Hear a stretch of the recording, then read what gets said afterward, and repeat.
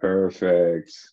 Well, good evening, everyone, and welcome to See Yourself Running, the realities of running as an election administrator presented by Run for Something.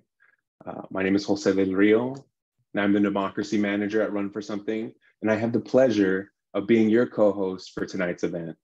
So before we get started, there's a few housekeeping items that we want to talk about. So first, if you could, please introduce yourself in the chat box. Make sure your settings are set to all panelists and attendees, or everyone. Share your name, your pronouns, where you are in the world, and what brought you here this evening. Feel free to use that same chat box to comment on the program or interact with the other attendees. This is a great chance to get to know people and help build community. After some initial discussion with our panelists, we'll open up the floor to some questions. So please put any questions that you may have for the panel in the Q&A box. I'll repeat that. Any questions that you may have for the panel, please put them in the Q&A box down below. We'll pull questions from there and not from the chat box. So just be aware of that. For this particular webinar, we are so lucky to have Shelly and Connie here today to do ASL interpretation. We're very excited to have them. We're also using the Zoom live transcription services. So if you'd like to view live captions on your screen, please click the More menu in the lower right-hand corner and select Show Subtitle. Later during our call, we'll launch a poll. So if you'd like to take the next step in working with Run for Something, you'll be able to opt in so that somebody may contact you a little later. So with that housekeeping stuff out of the way, let's get into the program. We are so glad to have you tonight and discuss what it may be like to run for an election administrator position in 2023 and beyond.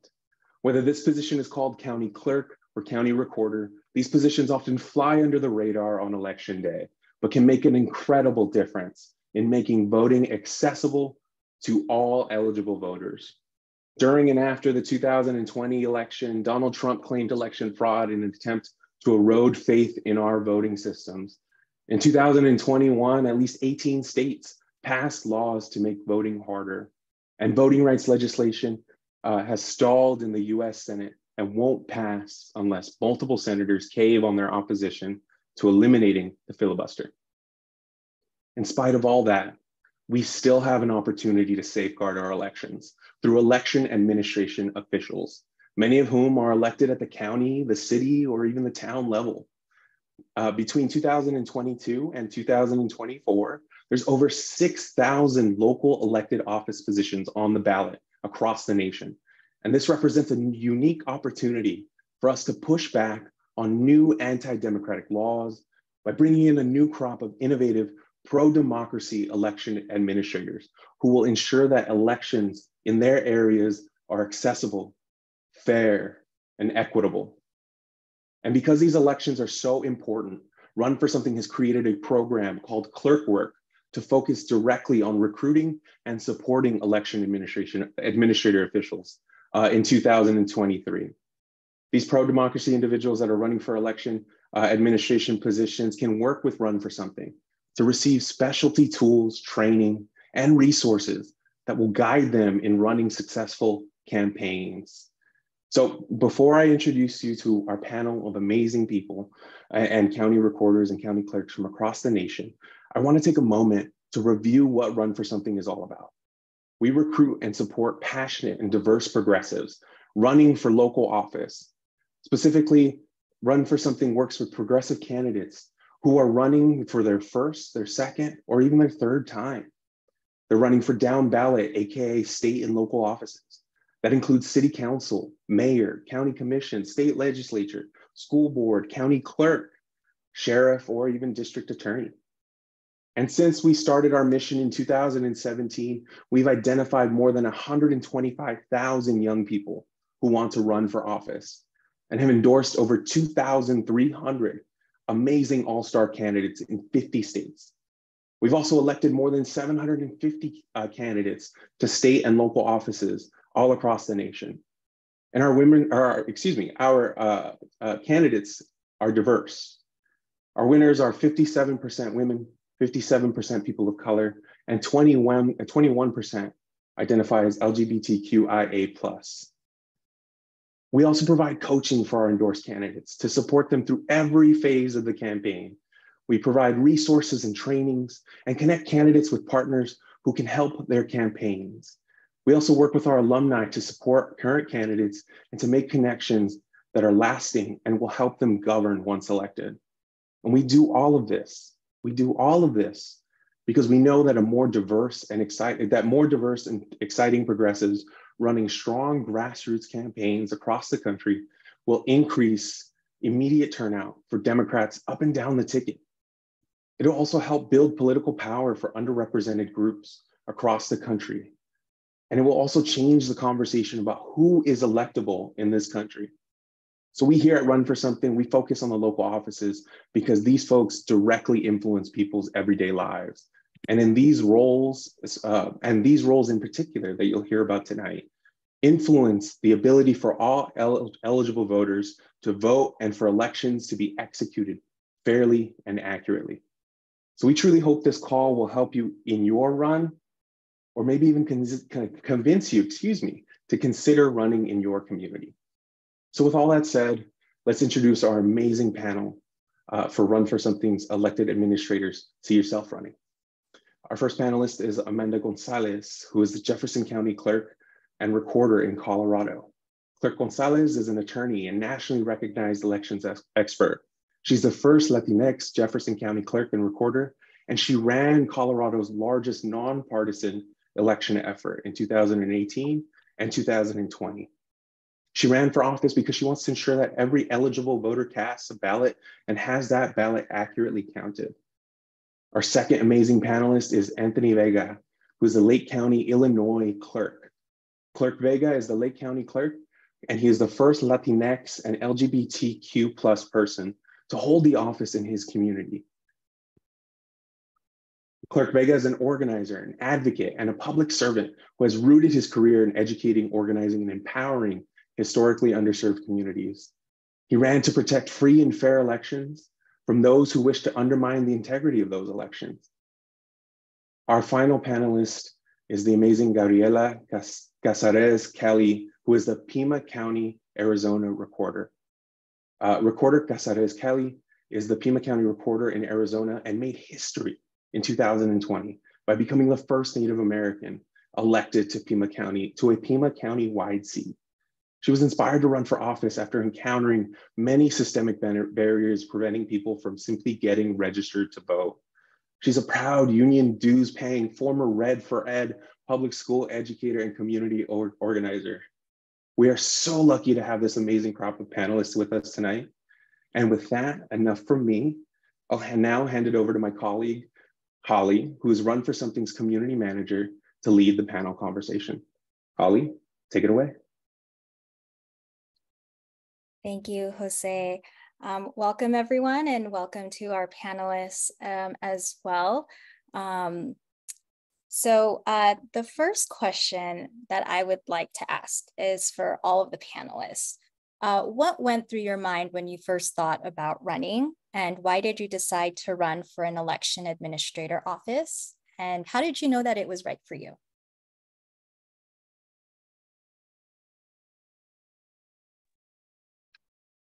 I can jump in there really quick, I guess. First of all, I had no idea that this is where I was headed. I actually just started by registering voters in my own community and recognizing that it was really hard, and then contacting this office repeatedly over the years and asking for more. It really wasn't until I saw that the previous recorder was retiring that I literally had a moment. I was an educator, and I was riding the bus back to town. I worked an hour out of on the reservation, and we took a shuttle back to school, from school to work and our parking lot.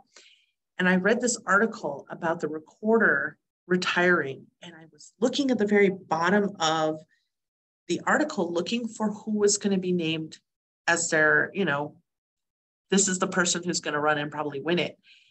And I was thinking to myself, what if it's a white supremacist?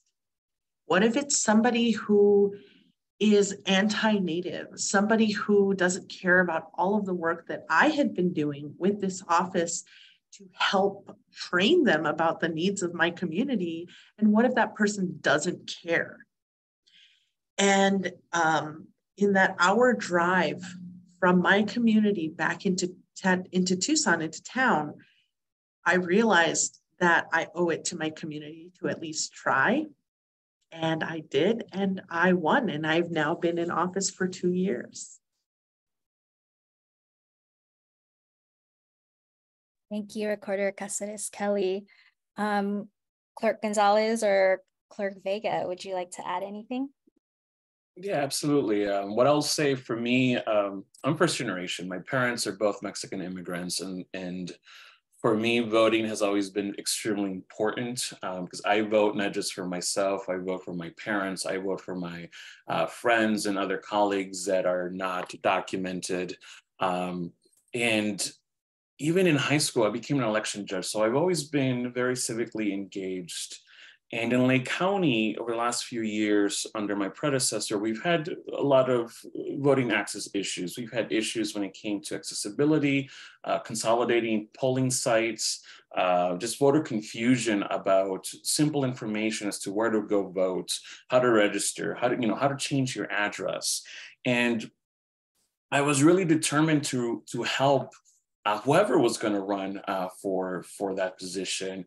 And, at the same time, I got sworn in on December 1st, 2022. That was going to be the first day that the Lake County Clerk's office and the Lake County Recorder's office was going to be one office. It got merged. And, over a year ago, the then recorder had announced her candidacy to be the county clerk. And I was ready to assist her, and then she dropped out. And I was looking around, and I was asking my colleagues, we had, who are we going to support for clerk? This is a critical position, especially in the backdrop of January 6th, as we're looking at the rise of people who are trying to undermine the integrity of our elections. And finally, one of my friends said, with an offhanded comment, well, if you care so much, why don't you do it? And then that was the seed that was planted in my head. And then it grew and grew. And then I decided, you know what, they're right. If I care that much, why not me? And I had been, an organizer, worked in advocacy. And at the time I was chief of staff for another countywide elected official. So I had been, adjacent to the politics for a very long time. And so I threw my hat in the ring, and I was announcing actually as a challenger to a Democratic incumbent. I ran as a Democrat, and we still had very, very issues. But when I announced my own candidacy, actually I announced with the support and backing of 12 elected officials from across the county, including state representatives, including the local county sheriff, the county state's attorney, people who I have worked with, and their position was, we know Anthony, he does the work. And he has built the relationships to really center our communities, and he will deliver. Because as we know that usually when you're the challenger to a Democratic incumbent, usually you're like the outsider, people shy away from you. But I was very lucky that those original 12 gave me they gave me that credibility. And then it was just organizing, which I had been doing for years. And then in February of 2022, my opponent switched parties to the Republican Party. And they stated that the reason they were doing so was because the Republican Party aligned with their values when it came to elections and voting rights. And so, that from there, I had a clear primary, and then I ended up winning by over 10%, once all the votes were counted. And so I was really grateful to the people of Lake County and my supporters who, could put me over the edge and to really show that, yes, you can have young, brown, queer people running for office at a high levels and win, because my county is predominantly, it's suburban, but it's predominantly white. And so, it's when the right candidate comes along, the people will vote for that right person.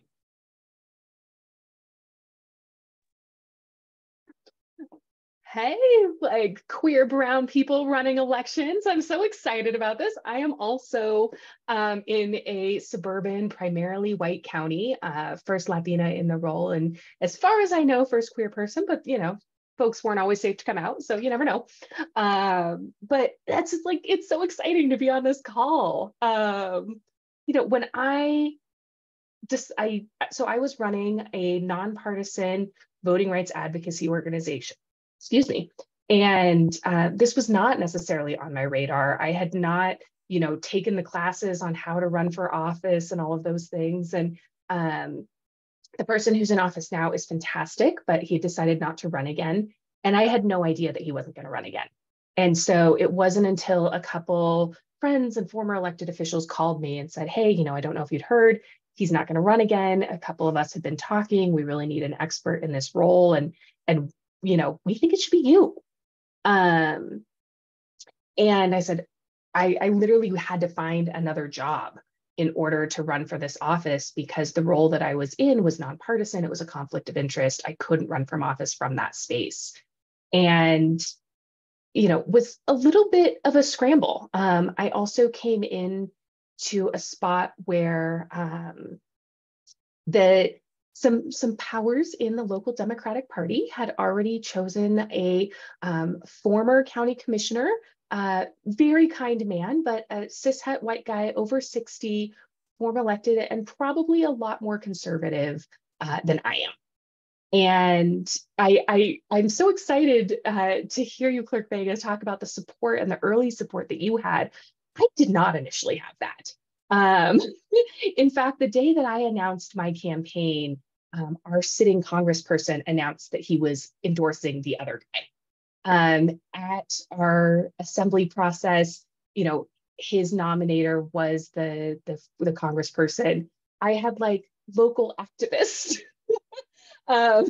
who were endorsing me. And, you know, for a minute, I actually said, you know, maybe this, I had a lot of folks telling me, you know, you haven't paid your dues, this maybe isn't your time, the things that we all hear. And for a minute, I said, you know, maybe it isn't. I was actually taking a pay cut if I won the election, and had called this other person who was running for office and said, you know, hey, you don't know me, but I'm considering running. I heard that you're considering running. And he said, yeah, you know, I heard that and I Googled you and, you know, you do know a lot about elections. And I was like, yeah, I mean, sure, ask the Washington Post, right? Like it took everything I had to not be insulted. And he says, you know, and I don't know a whole lot about voting, but there's a lot we can do at the DMV, right? And as somebody who is from a background of folks that weren't always enfranchised, that weren't always included, that weren't always told, we want to hear your voice in our community, I got off the phone and I said, I have to run. And so this wasn't necessarily something that I had been planning for years and years and years. And it was a little bit of an uphill battle when I first launched. Thank you all for sharing. I think I got chills just listening to all of your stories. And I think what your stories are sharing, what you shared with us really is that the decision and the path to run is not linear or simple or easy. There are so many things that we need to consider and people to talk to and all of that. And so I really appreciate that you were transparent about how challenging it can be, especially folks like us who are not really, right, like originally not meant to be in these positions of power. So I really appreciate you sharing what it was like as you were thinking about running, particularly for an election administrator office. So my next question is going to go to Clerk Gonzalez. What do you think are the barriers that prevent people, especially from marginalized communities, to run for election administrator positions? Yeah, so I mentioned that this was not necessarily something that I had mapped out for years and years, and that it wasn't necessarily a wholly welcoming space at the time. I don't think that I would have run had it not been for people I trust calling and saying, hey, you know, we think you should consider this. I would not have done it. So If there are people in your life that you think should run for office, even if they are not the traditional candidate, I would encourage you to call them because I would not have done it without those folks in my life. I don't know about the rest of you, but I remember sitting at my computer. I was working from home on January 6th during the insurrection and watching that unfold on Twitter and like texting my friends and saying like, are we supposed to keep working? Right? Like, oh my God, what is happening? And I was up against an election denier. I was up against somebody that 2 days after the 2020 election tweeted that it was all invalid and that none of the votes should count. And so I did have that pushing me of like, this is scary, this is important, these positions absolutely matter. And I didn't necessarily know the nuts and bolts about running for office. I was like literally Googling, what form do you fill out? Do I need a bank account first? Do I need an EIN? How do I get those things? Right? Like the very basics. And I will say there's actually a local elected official, like a city council person in my county, a fellow run for something in Dorsey.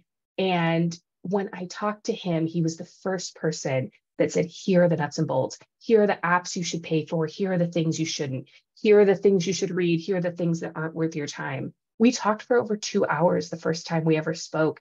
And about an hour in, I laughed out loud and I said to him, is this what it's like to be a white guy running for office?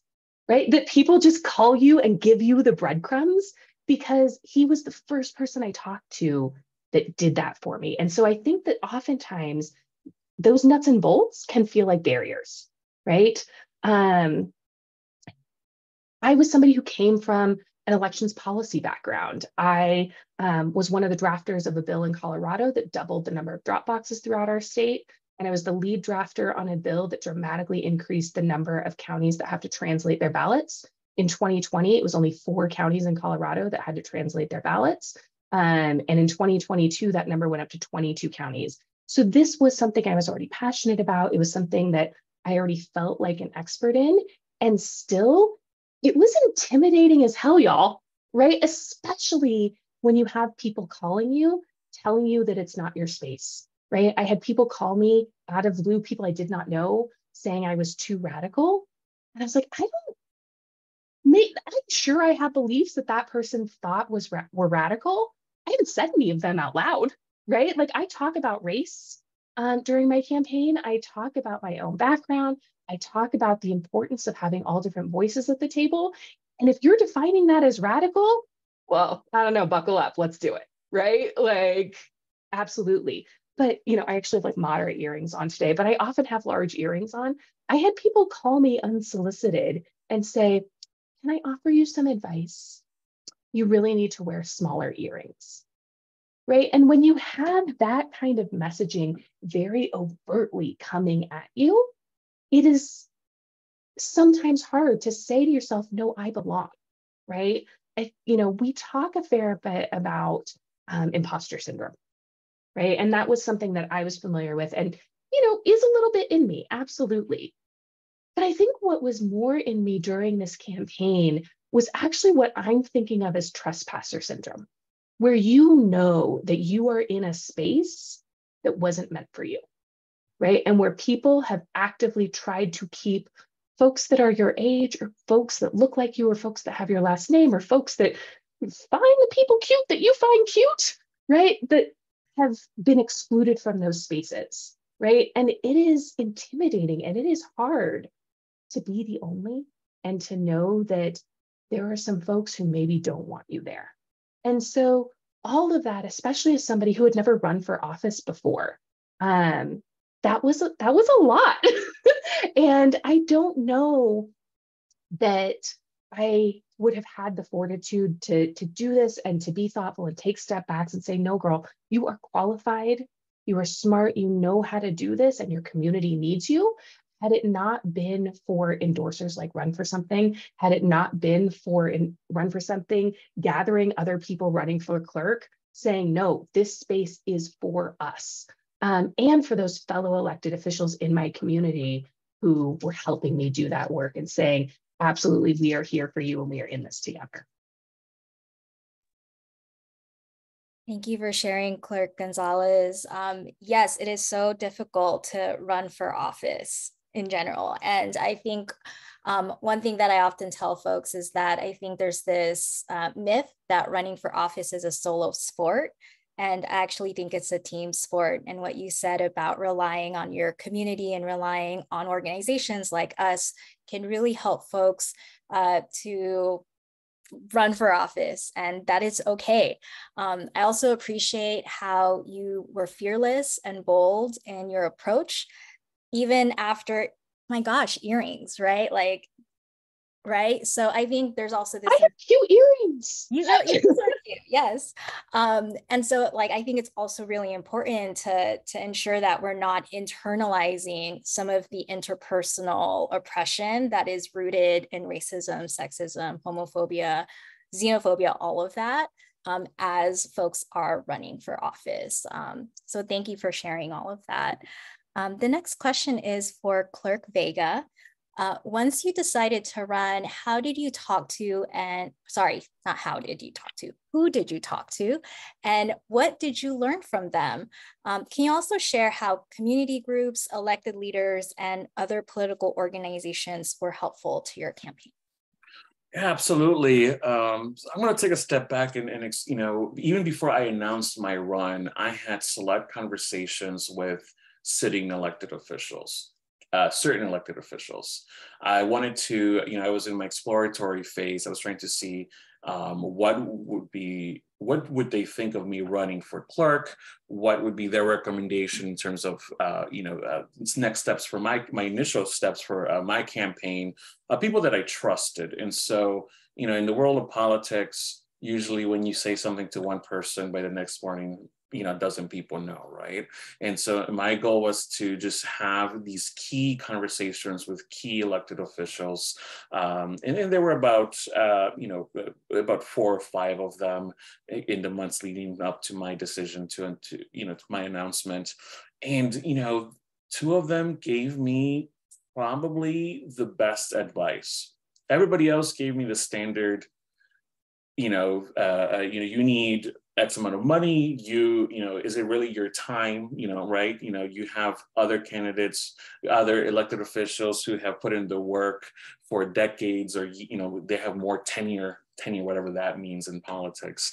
But 2 of them, one is currently now outgoing state senator and another state representative, gave me the best advice. And one of them, the advice that was, keep your head on the prize. Focus on your campaign plan. You will read things about you that are false, that are terrible. People will give you their opinion about, what type of, how your logo should be, your strategy should be. Ignore it. You trust in yourself and trust in your team, and just keep moving forward.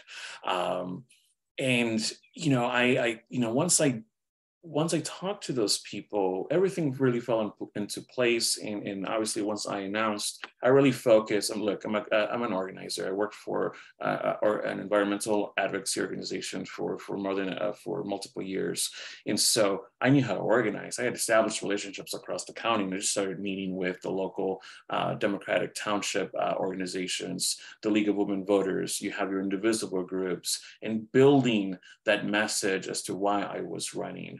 And then really, obviously, there's a third lane, which is the political organizations, like Run for Something, right? Is talking to staff, talking to other candidates had been supported by these groups. And for me, I was mentioning to Holly before we went live, one of the best things that could have happened to my campaign was the support of Run for Something. Run for Something was my first national endorsement. It really added increased credibility and viability in the eyes of the people that looked at that type of stuff, right? Like having an organization back a candidate.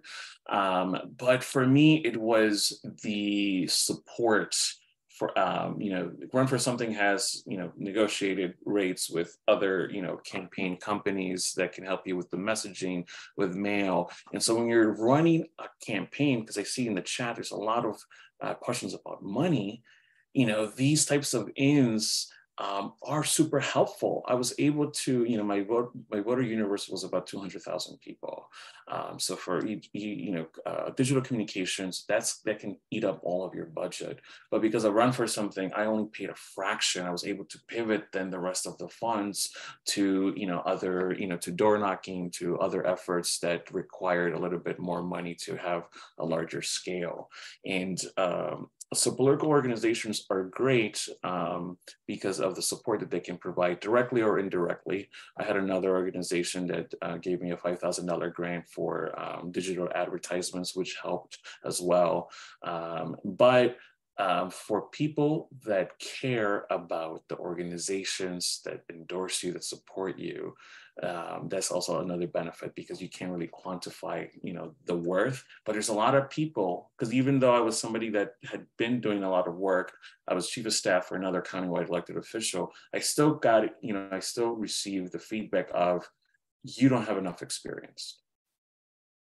I've been, I'm again, first generation, I'm a son of Mexican immigrants. I was, I started working when I was 16, working my way through college, through grad school.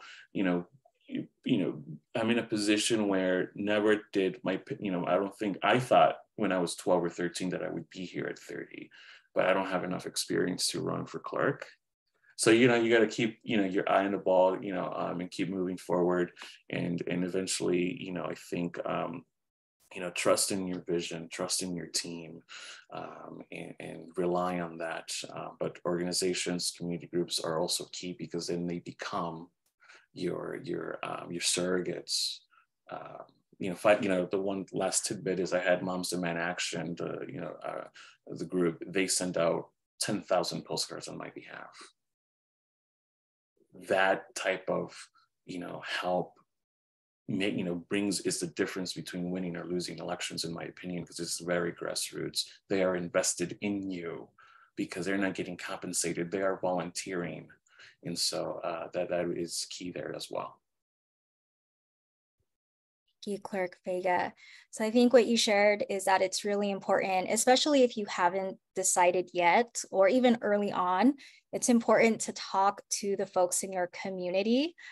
Ensure that also your ear is to the ground as well, right? That you are moving forward with ideas that are rooted in the community. And also the community is also going to help you as well in your campaigns.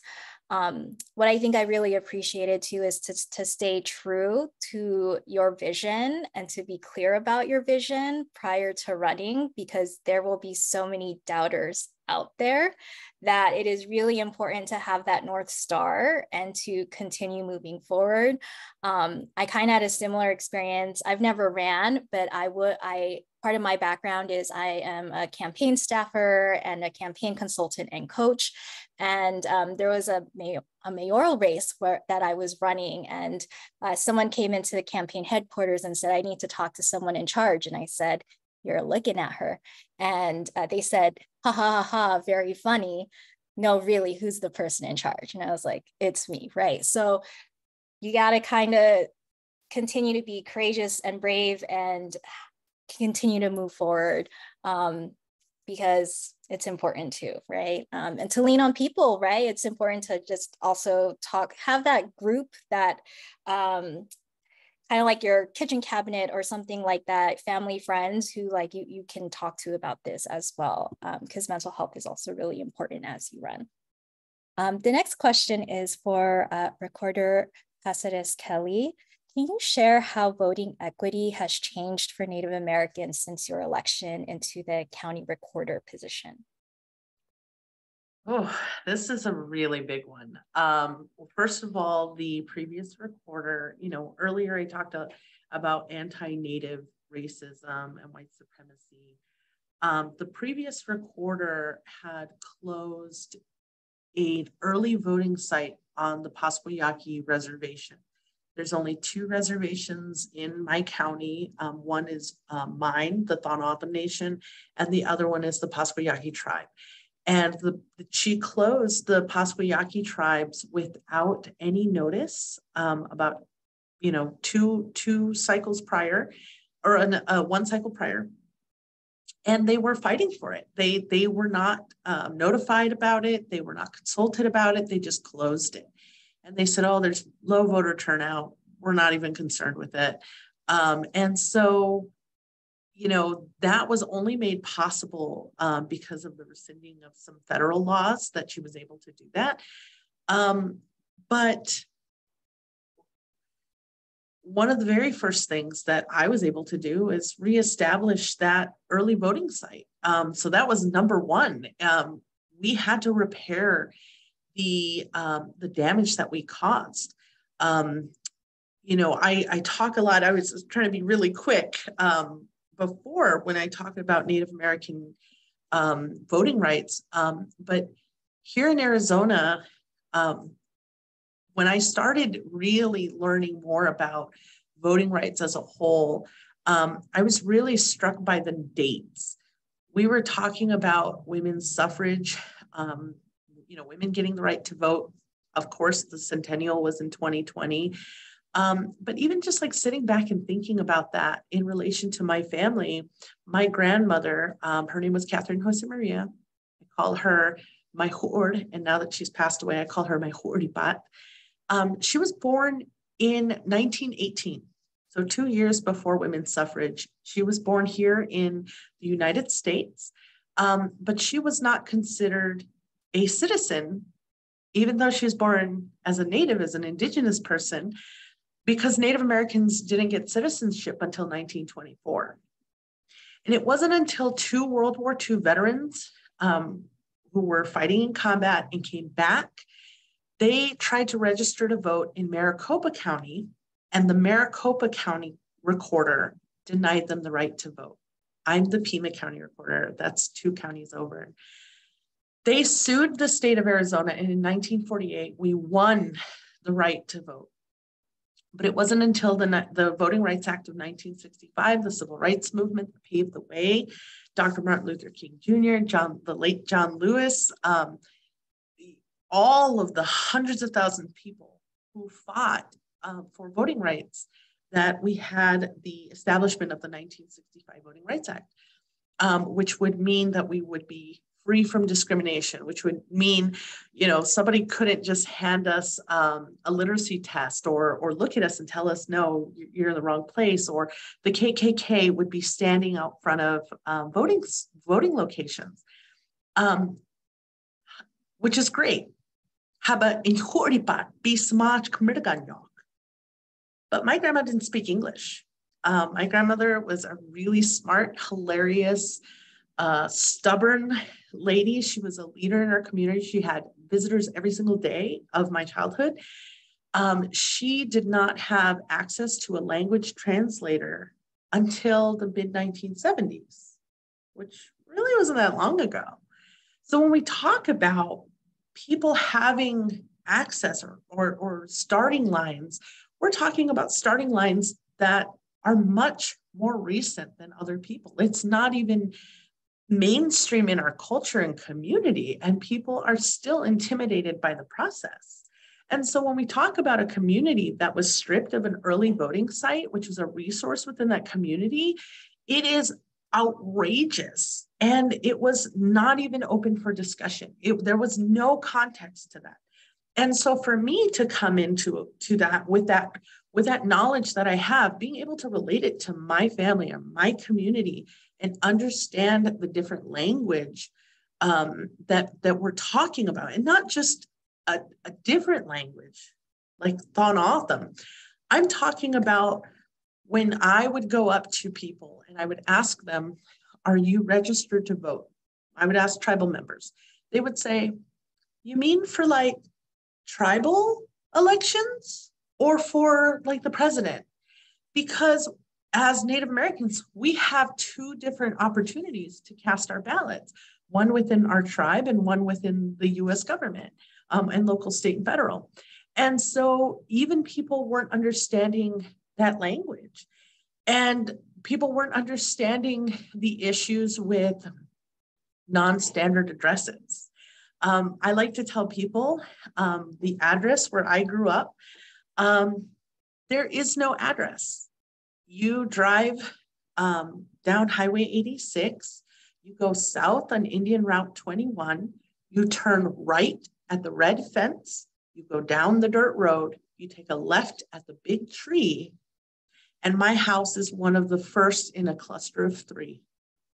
There is literally no way for me to give you my home address from when I was a child and where my cousin now lives and where my aunties now live. And so trying to explain to people that intimate knowledge, that unique knowledge that I have, that I carry, that I deeply understand into a space like this, I was going into, these same locations and being told, you talk too much about the Native communities.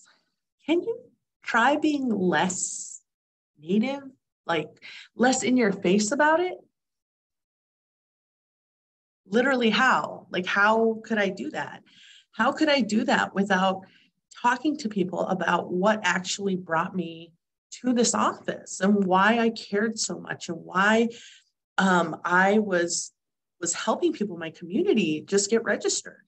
And so what has changed is that now I have access. I had in this last cycle, one of my homegirls from back home, she Facebook messaged me and was like, hey, my mom is listed as she's from managers, but she's actually from Gaga. And I'm like, oh. And then I walked out to my staff and I said, in our database, this information is wrong because of this. And I knew that because I know my community. And that's something that would have taken 20 phone calls and 20 emails and a map and somebody having to explain. And I did that in about 10 minutes. And then we got the voter ID sent. And Stephanie's mom's voter ID is now corrected.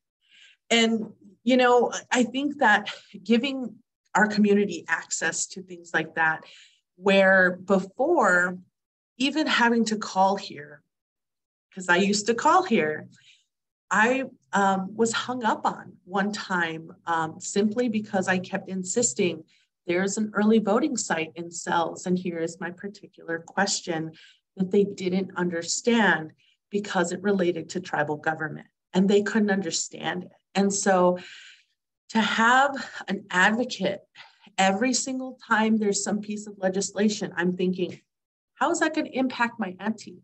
How is that going to impact my cousin Naomi and her kids? It's a knee jerk because everybody else is thinking, oh, we're in town, we're metropolitan, no, my family and community is on the res and they deserve to participate as much as everybody else. And so I'm able to be in those spaces and I bring that stuff up to the governor's office and to the Secretary of State's office and to the other recorders. Even today, I was pushing back on legislation that's being proposed because it doesn't make sense for my community. And that's what you bring with you, because you bring the things that you care about. And so my staff has had training on maps. My staff has outreach opportunities where they go and present to these communities that have unique tribal identification requirements and addressing issues and need that additional time and language. And we also have a trilingual I voted sticker, and it has my traditional language on it. So there's a lot. There's, and that's just the start. Thank you so much for sharing. I think it's so powerful, right? Because I think oftentimes the reasons that people tell us we shouldn't run are the very reasons why we should, because our community's knowledge and what we bring to the table are oftentimes missing in those conversations. And by you being in this position, you're able to, bring that knowledge in and work much quicker than someone who might not be familiar with our communities and have that knowledge as well. So thank you for sharing that. I'm looking at time here. I have more questions for you all, but I also want to give time for the audience to share their Q&A. to share their questions from the Q&A. So I'm going to pause on my questions for now and return to them if we have time at the end. But before I open up the floor to questions, and again, make sure to drop your questions in the Q&A box if you haven't done that yet. Before we do that, we're going to launch a poll. Jose is going to go ahead and launch that. There are 3 options there. This is our way of kind of continuing the conversation with those who are still on the call. If you would like to continue working with us, we'd like to know your next steps. Select A if you would like to talk with Run for Something about running for an election admin position. Select B if you're thinking about running for a different position, so not election admin, and you'd like to talk to one of our volunteers about it. C if you're not interested or just don't select any of the options. If you are interested in talking more with us about your plans,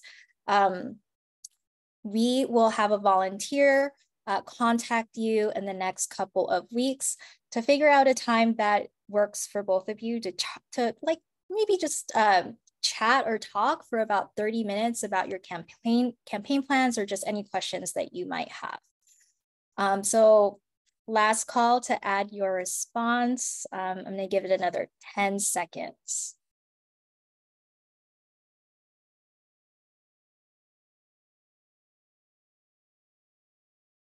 Okay, final call. All right, so Jose, you can go ahead and end the poll. Thank you so much. I'm gonna go ahead and check out the Q&A. There seemed to be a lot of activity in the chat around money. And I will say that money oftentimes is one of the biggest barriers to candidates or to people who would like to run. They decide not to because, oh, it's just too expensive or raising money is just too hard. So I'd like to give the panelists some time to respond to this question. The question is, how much of a factor is money? I've heard fundraising is the most difficult part of running for office. Does RFS give grants or connect you with organizations that can financially help your campaign? At this time, RFS does not give grants, but we will connect you to organizations that might be able to support. And I will have the panelists speak to the other part around how much of a factor is money. I'll give that a shot because it can get very complicated very quickly. It really depends on the position you're running for and the race that you're running for in your area. For example, I ran for a suburban countywide district north of Chicago. Historically, in 2018, as of 2018, the average cost of a countywide race for a county of 700,000 people was about $50,000 to $100,000. Knowing that I was announcing a candidacy against the incumbent, who, even though they were a first-term incumbent, they have a great ballot name, strong Irish name. If you know anything about Chicago or Illinois, you know that the Irish names usually, pull it off. I was expected at the top tier was about 200,000 because I knew it was going to be, I needed a lot of funds. I needed a lot of, mailers. I needed digital. I needed staff. So I got my platinum budget. I got my, middle budget and my lower budget. I ended up raising about $100,000 and I spent it all to win.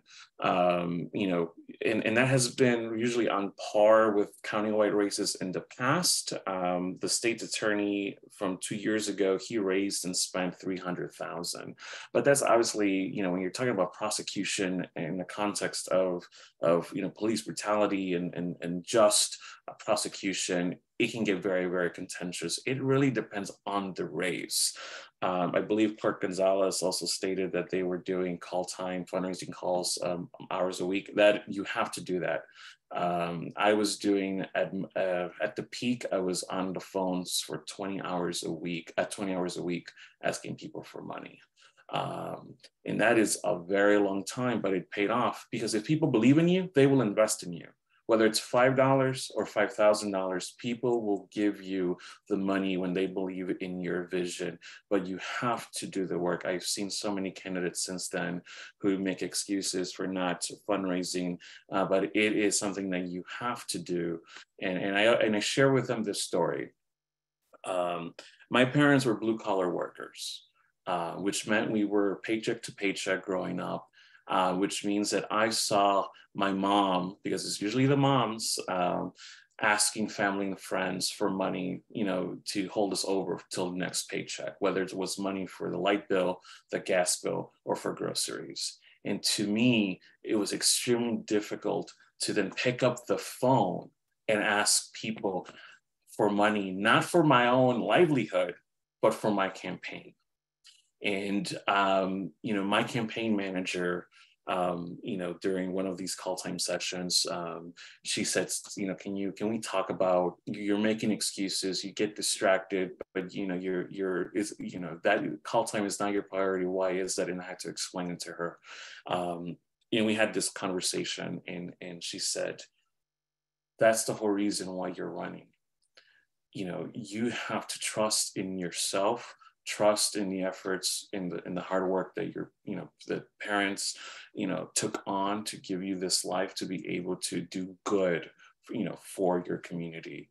And so every time I had that, the imposter syndrome creep back up when I was doing call time, I would go back to that conversation and say, again, we need good people in these positions. And if I have to make if I have to spend 20 hours a week calling people to get the job done, then I'm going to do it. And so call time is extremely important.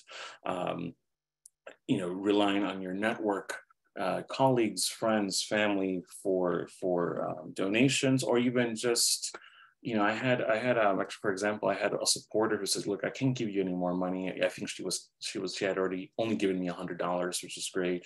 But she said, let me connect you with somebody that I think I think they're going to like you. And that person ended up giving, I believe, either $1,000 or $2,500. And I had never met this person before. The first interaction I had was that donor candidate interaction. And they saw something in me, and then they believed in my vision, my platform, and they gave me that money. So my advice is, it's going to suck asking people for money. You just have to do it. You're gonna have to do it. But again, create your platinum budget, your you'll be happy budget, and then your bare bones budget, because you can always adjust based on money coming in to see what you're going to do. And so I would attend any candidate training when it comes to budget, to campaign finance, and I'll give you this tidbit. For your campaign, 30% of your overall budget should be spent on staff. 70% of your budget should be spent on voter contact, voter outreach, whether it's mail, whether it's digital. You don't want to spend most of your cash on staff, on high-level consultants that are working on your campaign. You want to make sure that you're stretching that dollar as much as possible.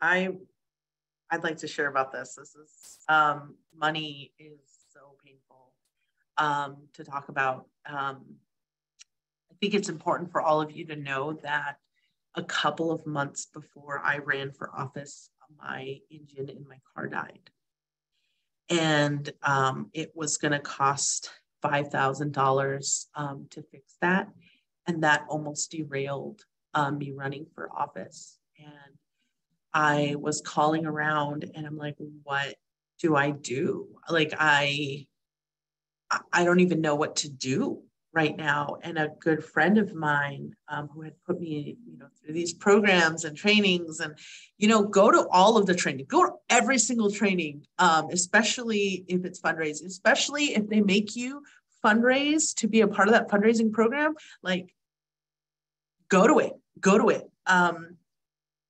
But I did a GoFundMe before I had to run for office to get my car back on the streets. And I'm like, I need to be able to do at least the community organizing that I was doing at that time. And I was able to raise my $5,000. And I was like, okay, well, now I fundraised. I can do maybe $10,000. And that sounds like such a big goal to me, because I've been negative $17. I've been negative $200 before. I was an educator. I was a teacher. You know, I'm living paycheck to paycheck, living on the edge. I'm the working poor.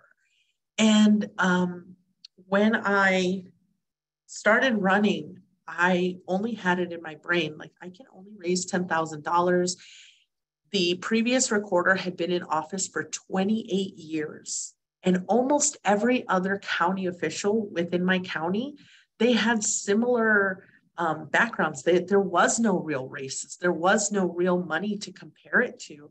And the recorder in the previous election, she raised $3,000, and she spent it mostly on just water for Costco. And that was it. And so I'm like, well, if I raise 10,000, I'm gonna do great.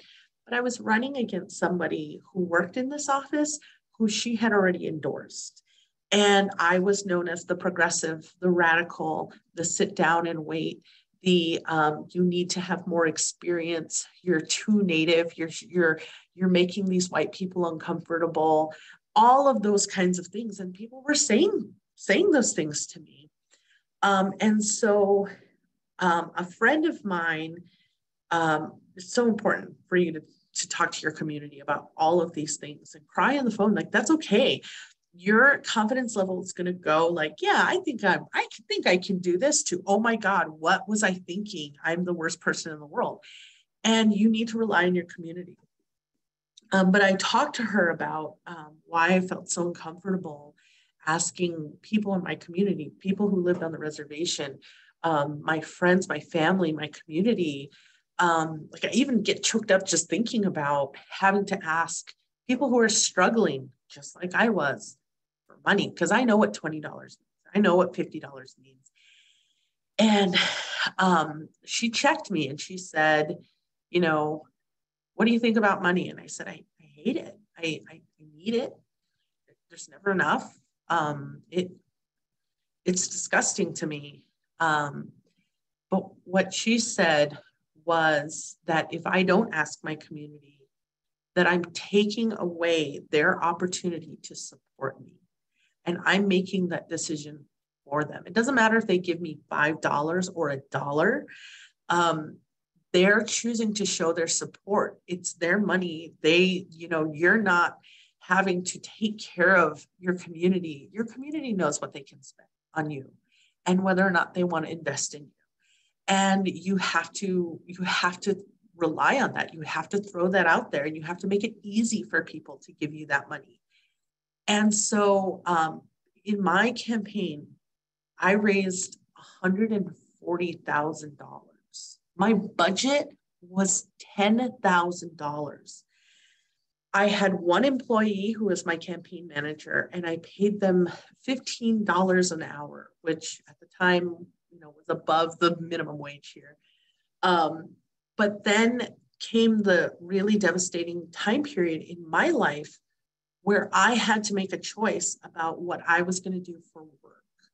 And so when I first started running, my plan was, I'm not going to accept another contract for my school the next year, because I can't do both. Education is your whole life when you're an educator. I can't do that and run in the evenings. But I could be a substitute teacher. And that was my plan. I was going to be a substitute teacher. And then COVID hit. And then I'm not only working from home, but I'm campaigning from home as well. And how am I supposed to get back into the schools when literally I don't even know if schools are going to be open? Like, we don't even know what's happening. And so I floated for about a month and a half on all of my savings, and I ate it all up and just, oh my God, what am I going to do? I need to get a job with one of these campaigns, Mark Kelly's campaign or Joe Biden's campaign, because I know how to reach Indigenous people. I know how to reach working class union folks. I know how to get all of these people who aren't being reached by Joe Biden and Mark Kelly. They can use me. I know how to do this. And then I realized I can't work for them and run at the same time. That's not ethical. I can't campaign for myself and for them. And then I realized I had to do one or the other. And so I made the really painful decision to pay myself from my campaign. I was talking to friends and they were saying AOC did it. And I'm like, I'm not AOC. I'm not on AOC's level. I can't raise that much money. And they're like, but have you asked? Have you tried? Have you communicated that you're a working class person? And actually, the majority of my fundraising was through these very long emails that I would write that kind of break the mold of the email formula, because usually it's like, help invest here, send me money. And I couldn't write that.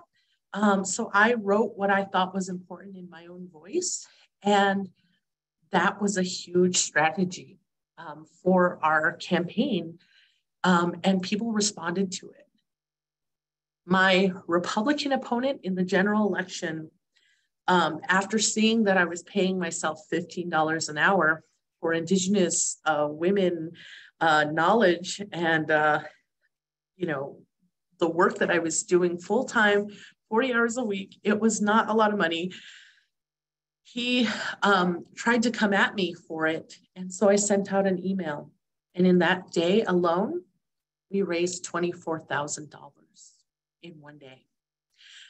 Because people understood that the reason that you can't run is why you should.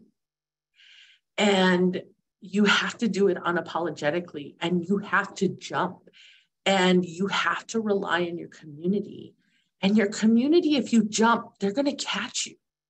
But you have to give them the opportunity, and you have to ask for help, and you have to talk about it.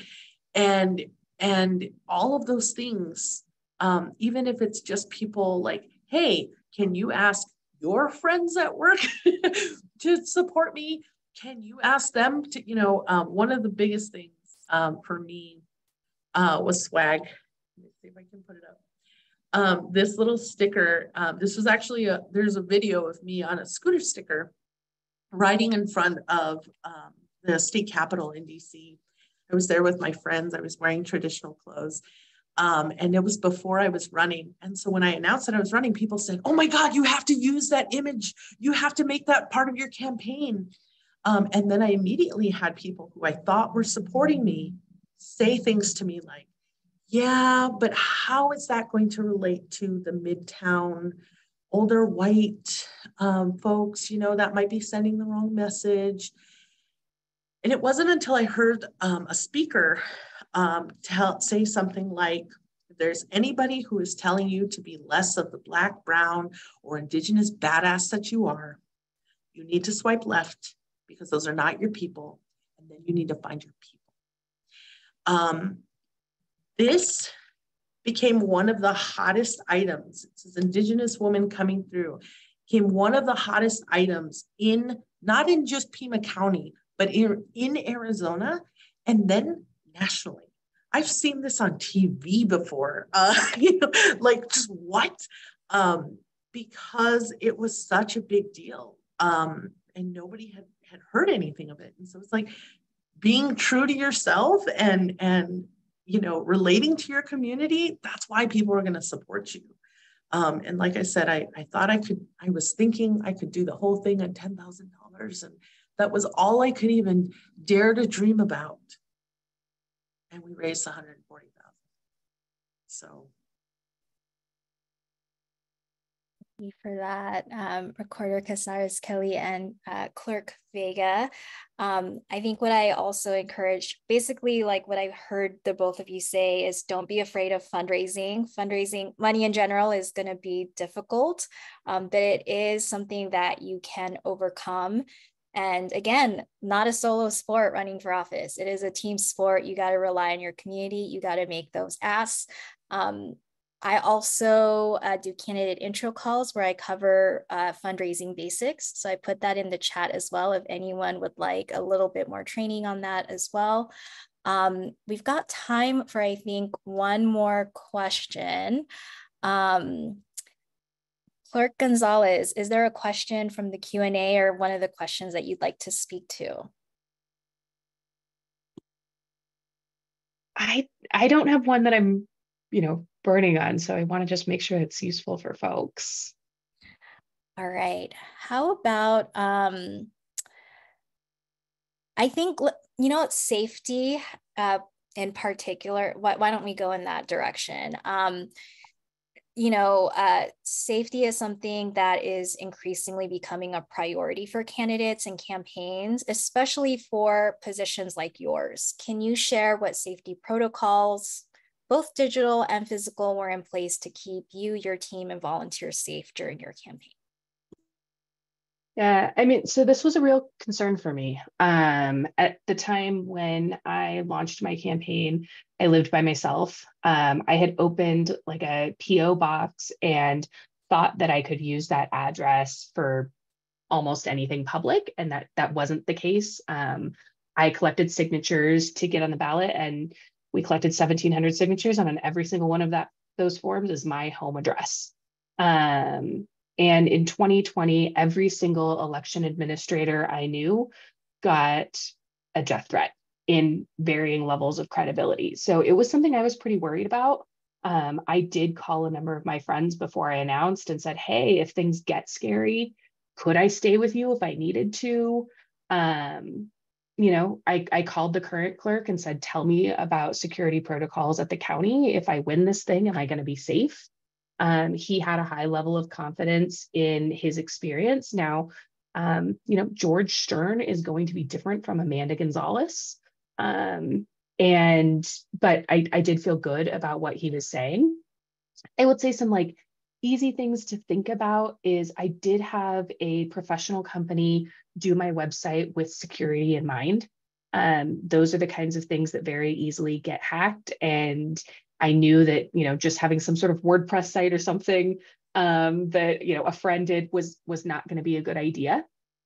So those security protocols extended online. I had come from an elections background, and so had been through various sort of Project Veritas trainings and other kind of, for folks that might not be familiar, there are infiltrator groups out there that will disguise themselves as friendlies to kind of become an insider in your campaign and try and catch you saying something you shouldn't say. And so I was grateful that I had taken those trainings. If you hadn't taken those trainings, they are things that are accessible, but you should think about making sure that you have good protocols to not have infiltrators in your mix.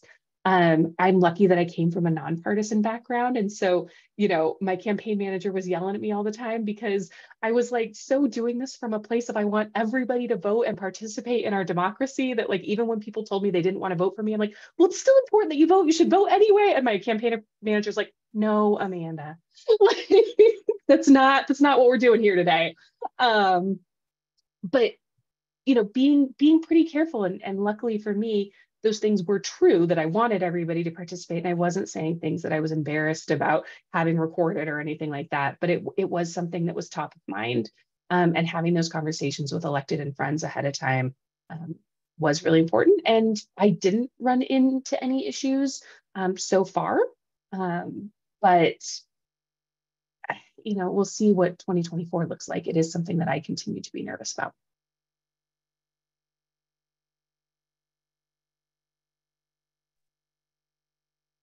Clerk Vega, Recorder Cázares-Kelly, anything to add there?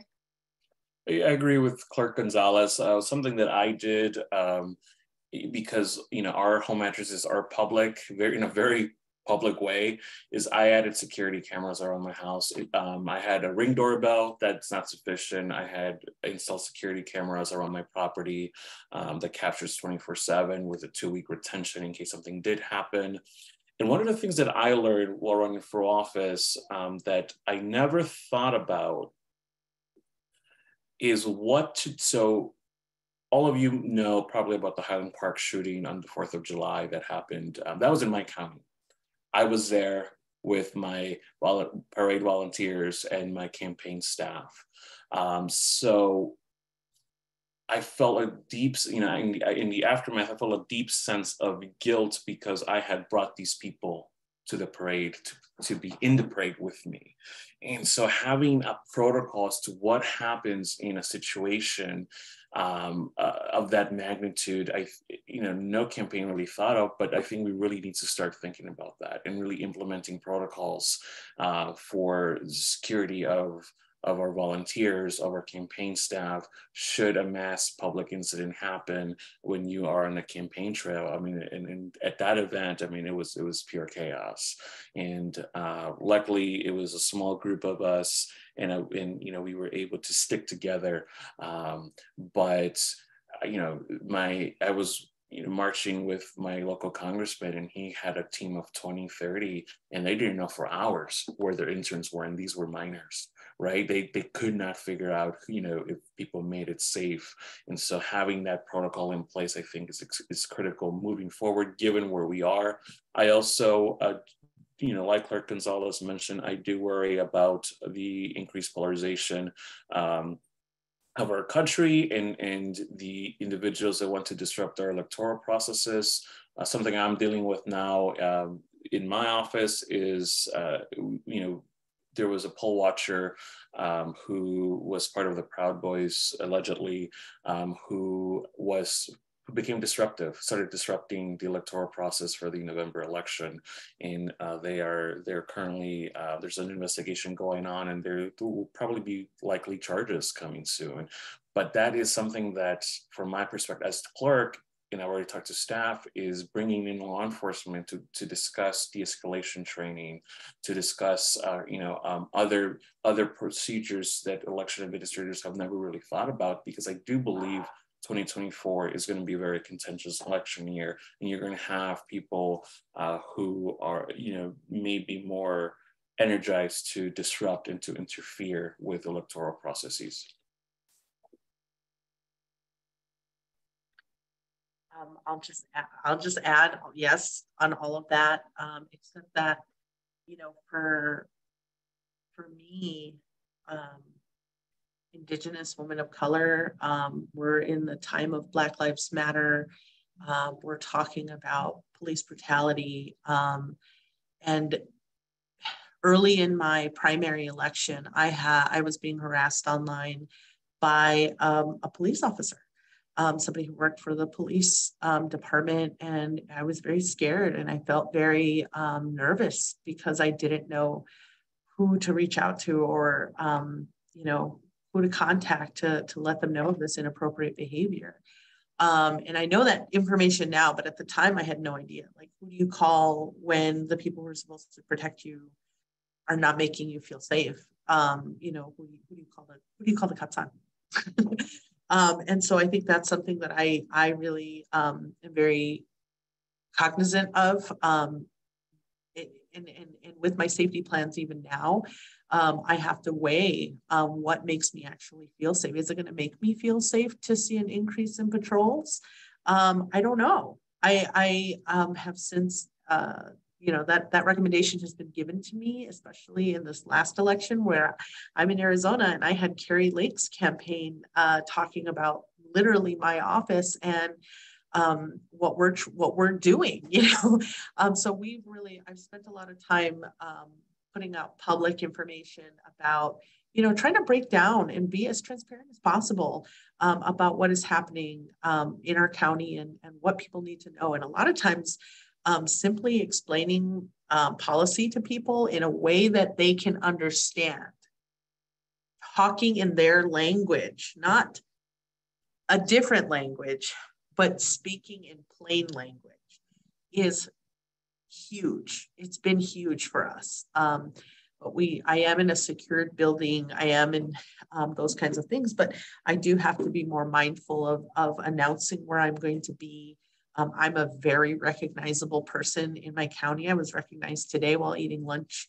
I grabbed tacos and somebody, hello, Recorder Kelly, but You know, that's a thing that happens here. And I think we're always talking about the people who inspired us to take on these roles and to fight. And, you know, all of these people were faced with the same safety concerns, and we cannot let that stop us from being who we are and chase us away. That is them winning. And, you know, we do what we can. Install the Ring cameras, what I did too. You know, talk about safety protocols with my kids and my husband, locking doors and that sort of thing. And, you know, what are we going to do if this situation, if there's a weird package, if all of these things. But, you know, we have to be eyes on the prize. Yeah.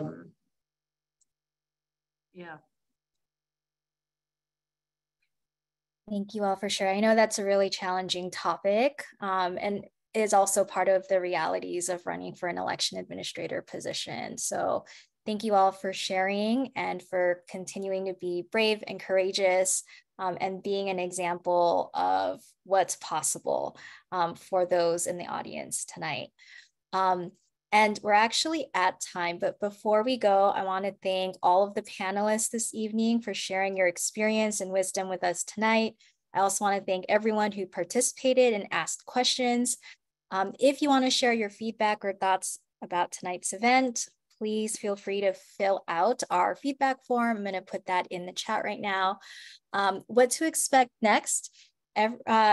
Y'all should be getting an email from us with resources to prepare for your run or to think about running for office. If you opted to speak with Run for Something, please look for an email in the next few weeks to find a time to schedule a call to talk about your plans. And that is actually it for tonight, everyone. We need you and we're here to support you. Please continue to look out for our emails. You're probably going to start getting our emails on Fridays as well. Those are our candidate emails with trainings and resources to help support you either think about your run or to help you run and win your office. Thank you and have a good night. Good night.